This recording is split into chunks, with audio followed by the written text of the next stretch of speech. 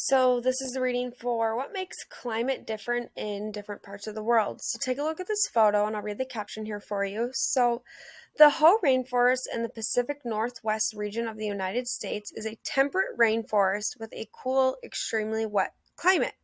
Think about this question. What factors do you think contribute to the climate of this region? So you can see the photo here is a picture of a rainforest, and I'm going to keep reading. When you hear the word climate, you might first think of the global climate, but if you think about it, you probably have a friend or relative who lives in a very different climate from you.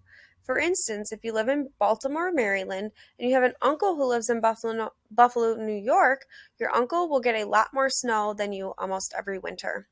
This isn't just a difference in weather, it's a pattern that's consistent over time. We can describe the climates of places at many different scales. For example, we can look at broad regions that span entire sections of the globe.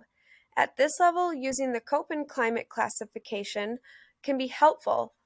For more on this, see the climate classification system. But we can also describe the climate of an island compared to that of the nearby mainland. We could compare the climate of the inner part of the city to that of its suburbs. The size of the area we consider depends on the questions we want to answer and the problems we want to solve. Any portions of Earth's surface has its own unique mix of characteristics. Some of these characteristics are important factors in determining the area's climate. So let's read about latitude here. The first factor to consider in the area's latitude is the area's latitude. Latitude is the position of a place on the globe measured in its degrees north or south of the equator. This position is important because it affects the amount of solar radiation the place receives. Places near the equator receive the strongest, most consistent levels of solar radiation. As you move farther away from the equator, seasonal differences in the amount of radiation and day length become more dramatic. With all other factors being equal, places that are closer to the equator will have warmer climates, and places farther away will have cooler climates. Moving on to bodies of water. As you saw in Lesson 1, land temperatures change more rapidly than water temperatures because water has a relatively high specific heat. In addition, unlike land, large bodies of water can distribute heat from solar radiation through circulation and mixing with deeper layers. Land areas that are near large bodies of water receive some of the water's moderating influence on temperature. That means that areas on coastlines or near large lakes tend to have more moderate temperatures, a lower range than areas are landlocked. Conversely, landlocked areas tend to have more dramatic changes in temperature or a higher range. Ocean currents.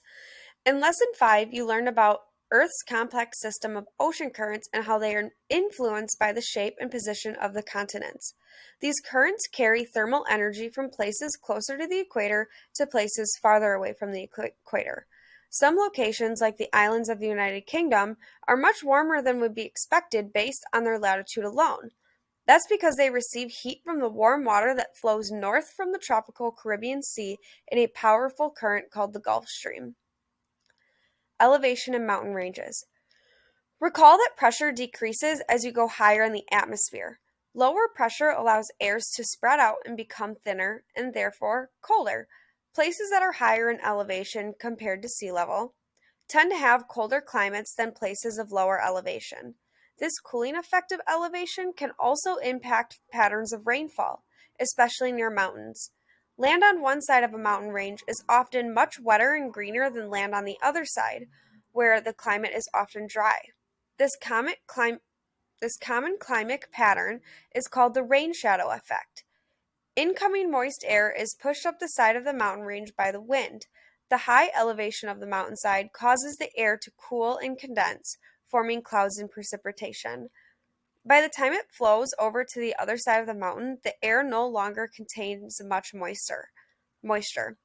Which side is wet and which side is dry depends on the main direction of the wind. And last but not least, a complex system.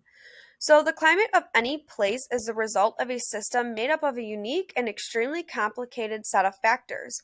Only some of these factors have been described here. In addition, each factor may have a different interaction with the other factors.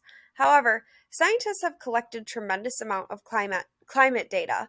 Patterns identified from these data, paired with an understanding of the physics of a natural world, have allowed them to determine some of the key cause and effect relationships. There's still more work to do, though. The more we understand about local climates, the better prepared we'll be to respond to global scale climate change. And I apologize for my dog barking in the back of the video, but that's all.